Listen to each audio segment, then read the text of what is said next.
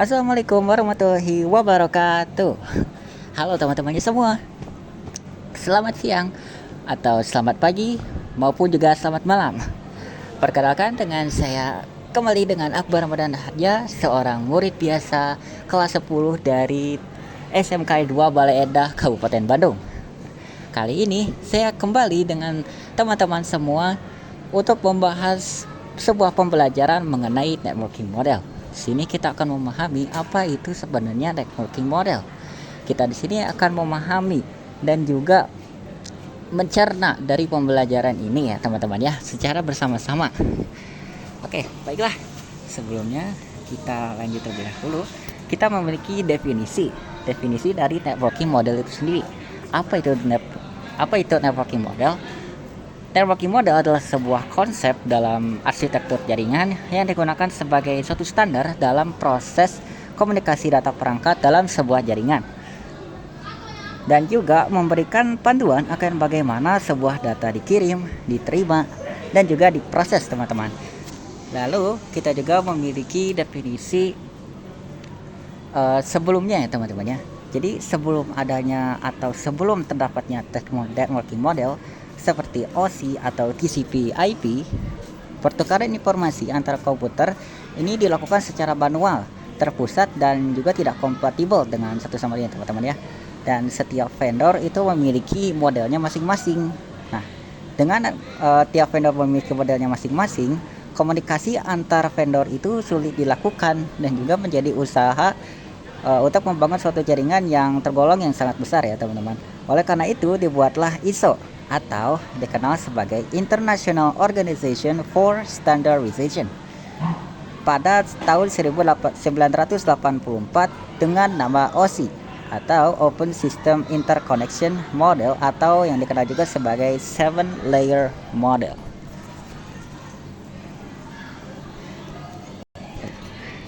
Aduh, maaf sekali teman-teman. Baiklah. Di sini kita memiliki before versus after networking model. Di sini terdapat dua gambar teman-teman. Di sini ada chaos networking dan juga model networking. Nah, seperti apa perbedaan antara kedua networking ini? Pada gambar sebelah kiri yaitu chaos networking, ini gambarnya sangat tidak jelas ya teman-teman ya, dimana networknya itu sangat tidak tersusun dan teracak seperti ini. Network ini sangat sulit untuk dipahami dan dilaksanakan ya teman-teman ya. Sedangkan pada gambar sebelah kanan kita terdapat model networking, yaitu tadi teman-teman, yaitu seperti networking model tadi, dimana setelah networking model ini akan menjadi lebih tersusun dan juga lebih mudah untuk dikenali teman-teman ya. Nah, model networking ini terdiri dari 7 lapisan teman-teman, yaitu ada application, presentation, session, transport, network, data link, dan juga physical. Tetapi dalam urutannya benar adalah dari bawah sampai ke atas teman-teman ya, yaitu dari physical, data link, network, transport, session, presentation, dan juga application. Dari physical sampai transport ini kebanyakannya itu berupa hardware ya teman-teman ya, atau fisik. Sedangkan untuk dari session sampai application ini kebanyakannya itu software. Nah, model networking ini lebih mudah untuk disusun karena ini sudah rapi ya teman-teman ya. Setiap komponennya itu memiliki bahasa yang sama untuk bisa berkomunikasi. Nah, saya di sini memiliki pengertian dari dua jenis dari networking model. Nah, di sini kita terdapat model pertama yaitu OSI model atau Open System Interconnection. OSI model menggunakan pendekatan 7 lapis. Nah, ini berarti teman-teman, gambar di sebelah kanan yang ini yaitu model networking itu adalah OSI teman-teman, karena memang terdiri dari 7 lapisan. OSI ini menggunakan pendekatan 7 lapis yaitu physical, data link, network, transport, session, presentation, dan juga application. Fungsinya adalah sebagai kerangka teoritis terstruktur untuk memahami bagaimana data dikirim melalui sebuah jaringan. Dan juga ini sering digunakan untuk edukasi dan troubleshooting ya teman-teman. Pada zaman sekarang ini sudah jarang digunakan untuk hal lainnya selain edukasi dan troubleshooting, karena OSI model ini tergolong sebagai model yang cukup kompleks dan juga sulit untuk diaplikasikan. Selain itu, kita juga memiliki jenis TCP atau IP model, yaitu Transmission Control Protocol atau Internet Protocol. TCP IP model ini menggunakan pendekatan 4 lapisan yang berupa standar resmi atau 5 lapisan dan juga atau aktual, yaitu yang terdiri dari network access, internet, transport, dan juga application. TCP IP memiliki fungsi yang cukup praktis, teman-teman. Memiliki standar praktis yang digunakan pada internet saat ini dan semua perangkat jaringan. Jadi TCP IP ini adalah model yang sering digunakan pada zaman sekarang. Dibandingkan dengan OSI model, TCP IP ini lebih sering digunakan ya, teman-teman ya. Nah, kita di sini memiliki pengertian OSI model yang lebih lanjut. Model OSI atau Open System Interconnection adalah sebuah kerangka konseptual berlapisan 7 atau layer yang diciptakan oleh ISO untuk menstandarisasi komunikasi data antar vendor yang berbeda. Model ini membagi proses jaringan menjadi tahapan terstruktur mulai dari fisik hingga aplikasi. Ini mempermudah pemecahan masalah atau troubleshooting dan interoperabilitas perangkat jaringan. OSI model memecah proses komunikasi menjadi 7 lapisan berbeda dari fisik hingga aplikasi untuk memberikan standar yang cukup konsisten. Lalu kita juga memiliki pengertian dari TCP atau IP. TCP IP atau Transmission Control Protocol atau Internet Protocol adalah sebuah rangkaian aturan standar komunikasi yang digunakan untuk menghubungkan perangkat di internet. Ini mengatur bagaimana data dipecah menjadi paket, dialamatkan, dikirim, dirutakan, dan diterima dengan andal. TCP IP berfungsi sebagai fondasi pertukaran data antar komputer di jaringan global maupun lokal dan didesain lebih sederhana dibandingkan OSI dengan hanya 4 lapisan saja. Model ini dibuat oleh US Department of Defense atau DoD dan menggabungkan fungsi beberapa lapisan OSI ke satu lapisan yang lebih luas. Nah, dibandingkan dengan OSI yang memiliki 7 lapisan berbeda dari physical sampai application, TCP IP ini justru hanya memiliki 4 lapisan karena beberapa lapisan sudah digabung, teman-teman ya. Dan juga menggabungkan fungsi beberapa lapisan OSI ke satu lapisan yang menjadi lebih luas. Inilah mengapa TCP IP ini menjadi model yang sering digunakan pada zaman sekarang karena cukup lebih simpel dan tidak sekompleks OSI, teman-teman.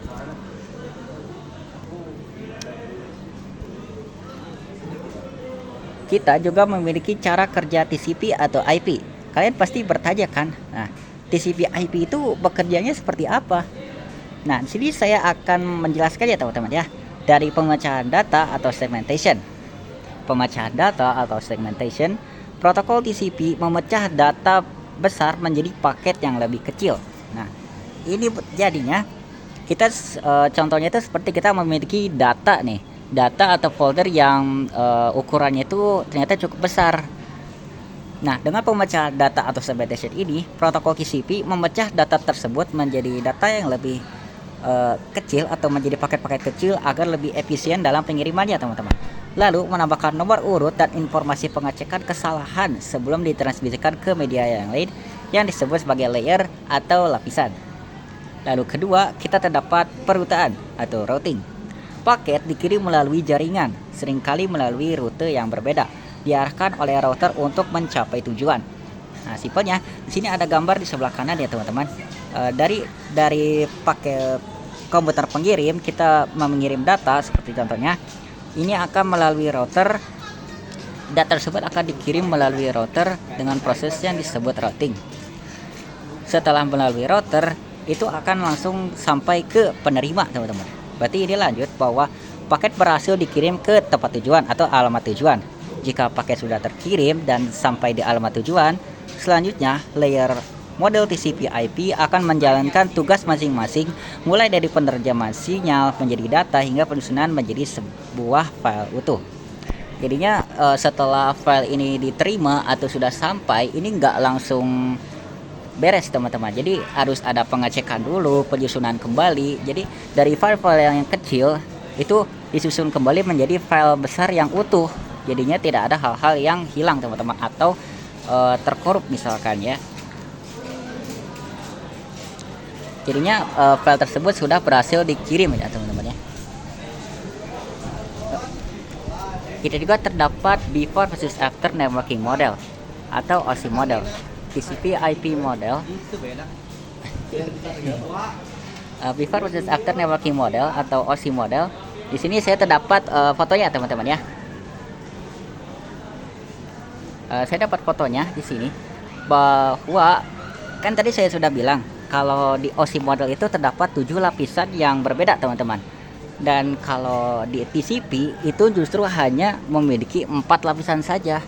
Nah, ini adalah contoh gambarnya teman-teman ya. Dimana OSI model itu kita memiliki 7 lapisan seperti dari physical, data link, network, transport, session, presentation, dan juga application. Nah, ini diubah teman-teman Pak di model TCP atau TCP IP, dimana ini hanya menjadi 4 saja, dimana di antara physical data link ini menjadi satu kesatuan yang disebut link.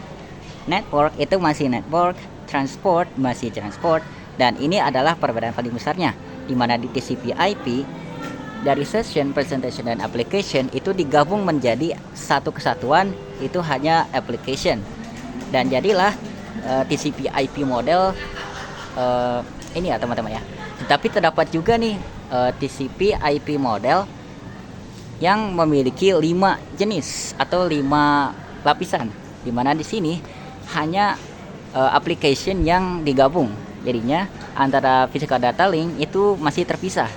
Jadinya hanya 5 lapisan saja, yaitu di antara physical data link, network, transport, dan juga application. Di sini kita memiliki struktur dari TCP IP. Application layer pada TCP IP adalah lapisan teratas yang berinteraksi langsung dengan pengguna dan aplikasi. Lapisan ini menggabungkan fungsi session, presentation, dan application dari mode OSI. Layer ini melayani antarmuka untuk aplikasi atau perangkat lunak untuk berkomunikasi melalui jaringan dan memiliki protokol seperti HTTP, FTP, SMTP, dan lainnya. Pasti kalian cukup familiar dengan HTTP, karena HTTP ini adalah link yang cukup umum digunakan ya teman-teman. Ini adalah contoh proses komunikasi menggunakan HTTP. Sebagai contoh, kita memiliki user, atau bisa kita bayangkan ini adalah handphone kita teman-teman, dimana di user kita memiliki entry atau screen. Jadinya di sini kita misalkan dalam HP kita ingin ke Google Chrome nih, seperti contohnya pada teman-teman ya. Kita ingin ke Chrome. Nah, kita ingin kepengen ke website, sebagai contohnya si YouTube nih. Nah, kita menuliskan misalkan youtube.com atau http youtube.com. Nah, di situ user itu memasukkan URL tersebut. Nantinya setelah kita menekan enter, di situ akan berubah, si browser itu akan memprosesnya teman-teman ya, mencoba untuk mentranslate link tersebut menjadi request berupa protokol HTTP. Setelah request HTTP itu terproses atau sudah tertranslate, ini akan diproses kembali ke menuju web server, di mana di web server ini akan melihat dan juga memproses request HTTP yang telah ditranslatekan oleh browser untuk mendapatkan file datanya. Lalu kembali dari web server, setelah memproses request HTTP tersebut dan berhasil, web server akan mengirim status dari hasil pencarian tersebut dan datanya dari web page, lalu diproses kembali menuju browser, di mana di browser ini akan merender atau memproses data ke bentuk website akhir teman-teman. Dari browser itu akan terakhir menuju web page dan akan menunjukkan display web page tersebut. Nah, itu akan muncul di handphone kita teman-teman. Jadi setelah kita memasukkan link, browser akan memprosesnya dan juga server akan memproses request tersebut. Kita akan mendapatkan view atau display dari website tersebut di layar kita ya teman-teman ya. Contohnya seperti itu. Lalu kita juga terdapat struktur yang kedua, yaitu transport layer pada model TCP/IP. Transport layer pada model TCP/IP bertanggung jawab untuk komunikasi end-to-end antar aplikasi, segmentasi data, dan keandalan pengiriman. Struktur utamanya mencakup protokol TCP yang berbasis koneksi dan UDP tanpa koneksi sama sekali, yang bekerja menggunakan port untuk melacak aplikasi pengirim atau penerima. Layer atau lapisan ini mengatur pengiriman data dan memastikan keandalan komunikasi antar aplikasi pada host yang berbeda. Antara protokol TCP dan UDP pasti ada perbedaan. Nah, apa perbedaan antara protokol TCP dan UDP? TCP atau Transmission Control Protocol memiliki koneksi secara langsung. TCP koneksi oriented menggunakan koneksi. TCP mengirim data secara berurutan dan juga mencegah data yang macet dan mempermudah dalam menemukan dan memperbaiki kesalahan. Namun TCP ini memiliki hal negatif ya. Apa hal negatifnya? TCP memiliki hal negatif yang cukup banyak, yaitu banyaknya komunikasi dua arah antara kedua pihak sehingga lebih banyak waktu yang dibutuhkan. Jadinya walaupun meski ia mencegah data yang macet dan mempermudah menemukan perbaiki kesalahan, ini justru membutuhkan lebih banyak waktu ya teman-teman ya. Sedangkan nih pada UDP atau yang bisa dikenal juga sebagai User Datagram Protocol, UDP ini tidak memiliki atau tidak menggunakan koneksi sama sekali, atau dalam arti lain tidak berbasis koneksi apapun. UDP memiliki tanda pengenal atau nomor urut. Tetapi UDP tidak mengoreksi kesalahan pengiriman data dan tak peduli apabila paket hilang. Namun UDP memiliki satu hal positif, di mana UDP mengirimkan data jauh lebih cepat dibandingkan TCP. Nah, maka akan muncul pertanyaan, apakah saya sebaiknya menggunakan TCP atau UDP? Nah, ini pertanyaan yang cukup bagus, di mana menurut saya akan menggunakan UTP. Sebaiknya menggunakan TCP. Kenapa? Karena di TCP meski membutuhkan lebih banyak waktu dan juga untuk memprosesnya cukup lama, tetapi TCP ini menjamin keamanan dari data yang kita kirim. Sedangkan untuk UDP, ya ini tidak mengoreksi kesalahan pengiriman data dan tak peduli jika ada satu bagian dari paket atau seluruh paket tersebut hilang. Ini tidak peduli, meskipun cepat tetapi tidak aman. Jadi menurut saya TCP ini adalah opsi yang paling terbaik karena meskipun lambat, tetapi data yang dikirimkan akan cukup cepat teman-teman. Cukup aman. Di sini kita memiliki fungsi utama terlebih dahulu ya. Sebelum kita lanjut ke struktur berikutnya, saya juga memiliki pembelajaran di sini di mana TCP/IP memiliki fungsi utama, di mana TCP/IP berfokus pada fungsionalitas dan efisiensi dibandingkan dengan OSI model, dengan beberapa fungsi utama seperti 1. Menyediakan standar komunikasi dalam jaringan dan internet. 2. Mengurangi kompleksitas dan menggabungkan beberapa lapisan OSI. Ini sudah jelas ya, kalau misalkan ini telah menggabungkan beberapa lapisan OSI hanya menjadi 4 atau 5. Dan 3. Menyediakan protokol dengan hanya menggunakan 4 lapisan inti. Kita akan lanjut ke struktur berikutnya, yaitu network layer atau lapisan network. Dalam model TCP/IP, network layer adalah lapisan ketiga yang bertanggung jawab untuk pengamatan logis atau IP address, pemecahan data menjadi paket, dan routing, yaitu menentukan jalur terbaik untuk mengirimkan paket data dari sumber ke tujuan melintasi batas jaringan yang berbeda. Protokol utama yang beroperasi di lapisan ini adalah IP atau Internet Protocol saja. Pemberian IP address berguna untuk mengkoneksikan sejumlah perangkat dalam jaringan dan juga mencegah kesalahan alamat ketika pengiriman paket. Untuk network layer hanya memiliki protokol IP. IP menyediakan addressing dan routing untuk menangani konektivitas dan pemilihan jalur. Setiap perangkat jaringan memerlukan alamat unik di jaringan. Kalian pasti sudah tahu mengenai tentang IP address ya teman-teman ya, yaitu bisa dibilang IP address itu alamat kalian. Jadi di setiap komputer itu pasti memiliki yang namanya IP address. Dan juga ada yang proses yang namanya routing. Nah, untuk routing ini ada contohnya, saya akan jelaskan di sini ya teman-teman ya. Di sini ada contoh routing. Mungkin dalam pelintas ini terlihat sangat membingungkan. Ini maksudnya apa gitu? Kenapa ada banyak sekali komputer? Kenapa ada banyak sekali switch atau banyak sekali router? Nah, di sini contoh routing itu seperti misalkan saya ingin mengirim dari PC 7, mengirim data dari PC 7 ke PC 8. Nah, bagaimana caranya? Di sini setelah kita mengirimkan data dari PC 7 ke PC 8, saya bisa PC tersebut akan mengirim data dan juga terproses melalui switch ini, teman-teman. Berarti dia akan terkirim dulu ke switch yang pertama ini, lalu juga langsung ke switch yang ini, lalu sini dan juga langsung ke komputer ya, teman-teman. Tetapi ada juga nih kalau bisa seperti ini, misalkan dari PC 7 ya akan lanjut ke switch ini, lalu ke switch yang di bawah, lalu ke kanan, lalu juga ke PC 8. Nah, ini artinya apa? Kalau misalkan ini bisa kan, tetapi misalkan kalau dari atas ke bawah lalu ke sini, bukankah itu cukup lama ya? Jadi misalkan walaupun datanya itu terkirim, tersampaikan atau juga sampai dengan pas, tetapi itu cukup lama bukan? Nah, itu lebih cepat dibandingkan itu dari router yang ini lalu ke router yang kedua. Itu akan jauh lebih cepat. Nah, ini bisa diartikan sebagai definisi di mana routing itu adalah proses untuk mencari rute yang paling cepat ya, teman-teman. Routing ini berfungsinya untuk mencari rute yang paling cepat ya. Misalkan dari PC ke PC ini jalur mana nih yang lebih cepat? Oh, pastinya yang ini. Nah, maka si PC itu akan menggunakan jalur tersebut.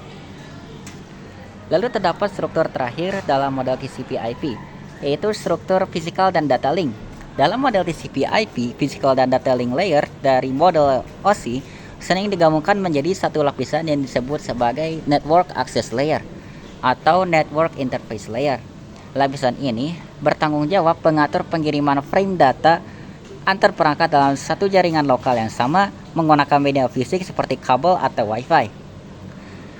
Data link layer atau sebagai network access, lapisan ini mendefinisikan protokol yang dibutuhkan oleh physical layer nantinya. Salah satu fitur data link ialah FCS atau Frame Check Sequence, yaitu Error Detection Mechanism yang hanya mendeteksi tanpa recovery atau perbaikan.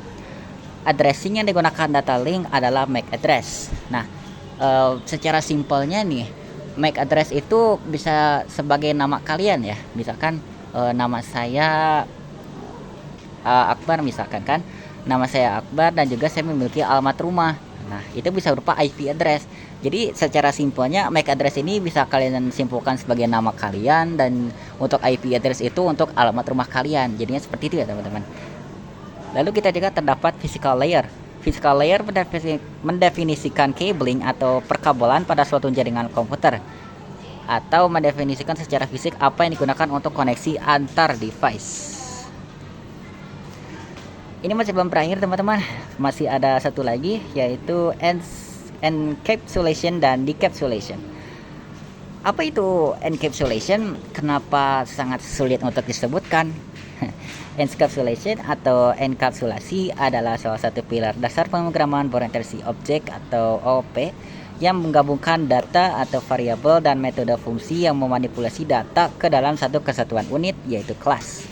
Sedangkan decapsulation atau dekapsulasi adalah proses pelepasan header dan trailer protokol dari paket data saat bergerak naik melalui lapisan jaringan OSI atau TCP/IP di perangkat penerima. Ini adalah kebalikan dari enkapsulasi, di mana data dikembalikan ke bentuk aslinya dari physical layer ke application layer.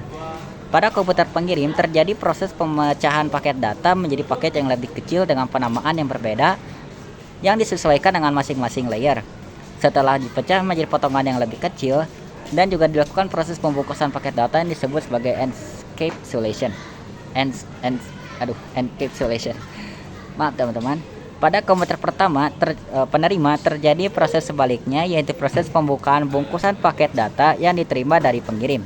Decapsulation dan proses penggabungan kembali pecahan paket data menjadi paket yang utuh. Nah, ini kalian pasti akan merasa sangat bingung dalam mendengarnya pertama kali. Maksudnya ini bekerjanya seperti apa sih? kenapa sangat-sangat membingungkan gitu. Maka kita lanjut terlebih dahulu. Di sini ada contohnya ya teman-teman ya. Jadi secara simpelnya, contohnya kita ingin mengirim data lagi nih. Kita ingin mengirim data dari komputer kita lalu ke komputer teman misalkan. Nah, kita mengirim dulu nih. Nah, pengiriman ini terjadi proses encapsulation atau yang disebut juga sebagai simpelnya pemecahan paket data. Di sini dari pengirim kita mengirim terdapat dulu application layer, lalu ke transport layer, lalu ke network layer, data link layer, lalu ke physical layer. Nah, dari application ke physical ini terjadi proses pemecahan antara paket data. Jadinya dari paket data yang besar dengan proses encapsulation ini dipecah menjadi beberapa paket yang lebih kecil yang nantinya lebih mudah untuk dikirim ke komputer teman kita misalkan.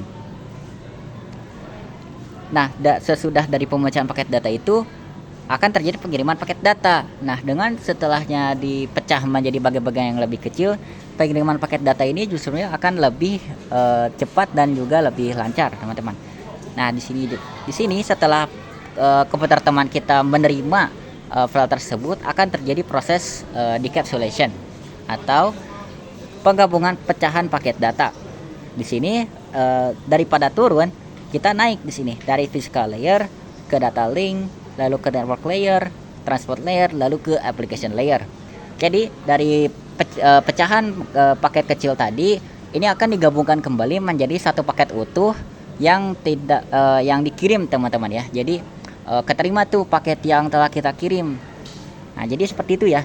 Semoga nggak bingung gitu. Jadi secara simpelnya encapsulation itu memecah data yang ingin kita kirim menjadi pecahan-pecahan yang lebih kecil, lalu dikirimkan, lalu di komputer teman kita itu terjadi proses decapsulation atau penggabungan pecahan paket data.